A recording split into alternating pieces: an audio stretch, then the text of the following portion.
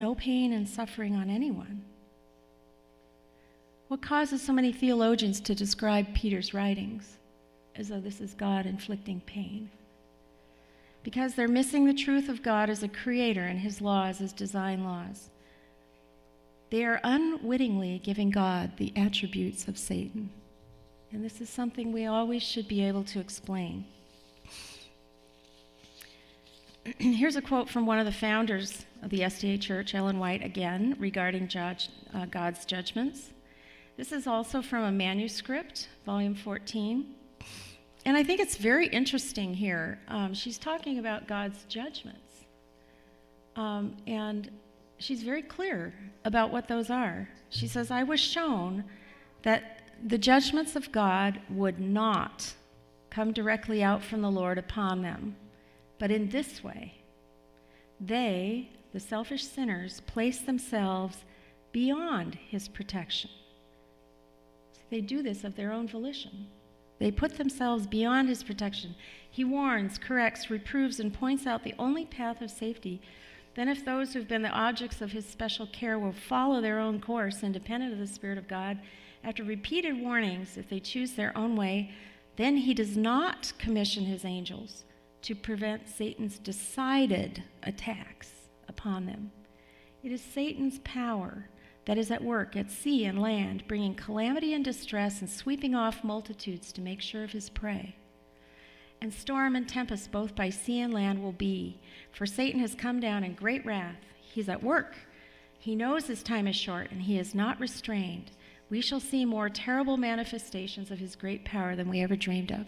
And here we sometimes in church sit and say, oh, look at what happened with that great tsunami in Malaysia. You know, it must have been God's judgment on the earth. No, it is God's power being removed, and now you're seeing what Satan will do to this planet.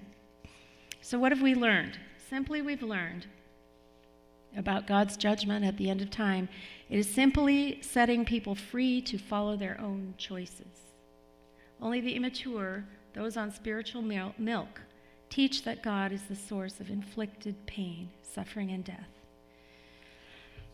If you go to a funeral and a young child cries about why did her mommy die after prolonged sickness, and the pastor says that God wanted her in heaven, the young child starts to see God as a person who destroyed her mommy's life and was selfish and took her mommy. This is rubbish. The misinformed pastor has probably turned this innocent child away from God for the time being and maybe forever. The pastor should have told the truth about Satan, that Satan destroyed her mommy's health.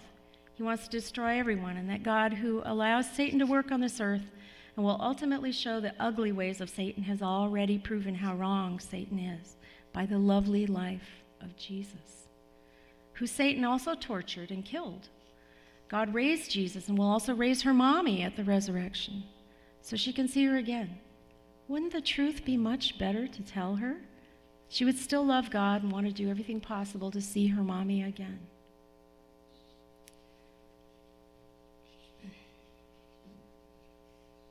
So, do you believe that hell's a place?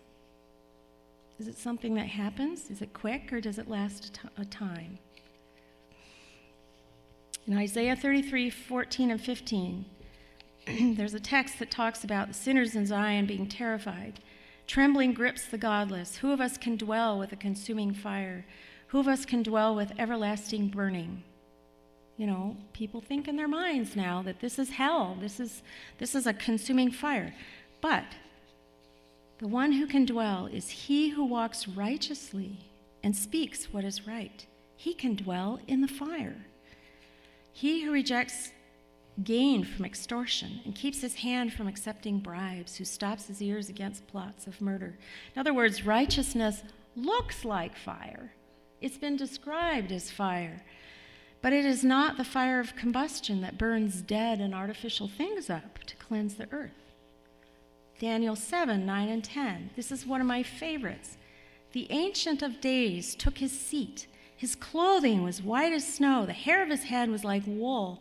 His throne was flaming with fire, and its wheels were all ablaze. A river of fire was flowing, coming out from before him, and thousands upon thousands attended him. 10,000 times 10,000 stood in the fire before him. So who lives in this sort of fire? God himself. This is glory. God himself and thousands upon thousands of the saints. Are they burned up? This is the glory that looks like fire. It is righteousness that looks like fire. What were other times that God's glory was revealed and nobody got hurt by this fire? Well, Moses at the burning bush. Can you think of some others? Moses' face glowing with beams when he came down from Sinai and he had to cover his face because the people who had been wicked couldn't stand to look at him. What about the pillar of fire? Was that real fire or was that God's glory? What about when Nadab and Abihu, who were destroyed by God's glory, when they profaned the sanctuary while drunk? They were pulled out intact. Their clothes were intact. Their clothes weren't burned up. But God's fire had gone in there and destroyed them. It was God's glory, and they could not stand it. Solomon's temple dedication service, God's glory came in and just whoosh, filled the place, and nobody died. What about Elijah's fiery chariot that took him to heaven? Well, he didn't die, but he's in a fiery chariot. Saul, who was thrown off his startled horse because of the brightness of God's glory. It was Jesus standing there. His glory didn't destroy Saul, though Saul was unworthy and blinded by the glory. What about John, who in Revelation calls God's train the fire? Ellen White said, "Glory, glory," when she was in vision. What was she seeing? Why did she think this earth was so dark and awful? Has your heart ever burned with love? Did you die? No. That kind of love is just a tiny little bit of God's love. Are we starting to penetrate the veil of lies primarily over God's law that has obscured our understanding of reality? It's caused billions to teach that God is the source of inflicted suffering and death, when in reality, God is the source of life. Death only results from deviating from God and his design laws upon which life is constructed and consecrated. We have to keep in mind that all through the ages, metaphor has been used to embellish and expand the meanings of words. Symbols are used to do the same thing. Descriptions of things are really imperfect sometimes when trying to explain the seemingly unexplainable. So, it is not life that destroys. Is it not life that destroys death? The blood of Jesus represents life. Where have we heard that before? At the Passover. Jesus' death shed Jesus' blood, which represented his life. And that represents the destruction of death. It's all very poetical and metaphorical. Life is the opposite of death. What destroys sin and selfishness is love. Love is the opposite of selfishness. What destroys lies is truth, because lies are the opposite of truth. Satan, then, is full of selfishness, lies, and death. And God is full of love, truth, and life. Isn't this the message of the resurrection? Isn't this what we should be telling people? And this is how Jesus' death, blood, and life destroyed death, the final death. It's because it destroyed selfishness and lies by exhibiting love and truth. And that's found in 2 Timothy 1:10. How many like the book Thoughts from the Mount of Blessing? I do. I love that book. Page 48 to 51. There's a little statement here. Those principles that were made known to man in paradise as the great law of life will exist unchanged in paradise restored, and now from the desire of ages. Ellen White says, both the redeemed and the unfallen beings will find in the cross of Christ their science. This is how things work. And their song, their praises. It will be seen that the glory shining in the face of Jesus, like the beams radiating from Moses' face and the burning bush, is the glory of self-sacrificing love.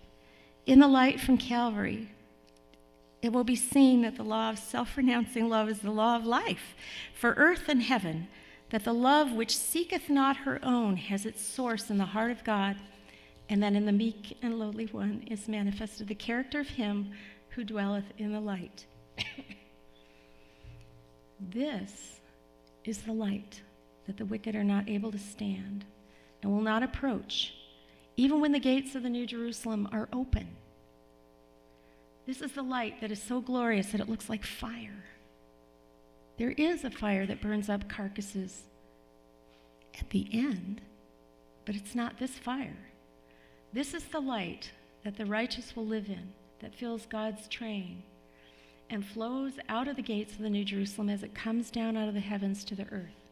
This is the light that terrifies the wicked into giving up their own lives of their own volition, not wanting to live in the presence of holiness. This is their second death. This is their hell. Dwelling in this light is what we can look forward to because of what Jesus did at the cross. I hope we will all be in the presence of holiness one day. Amen and shalom.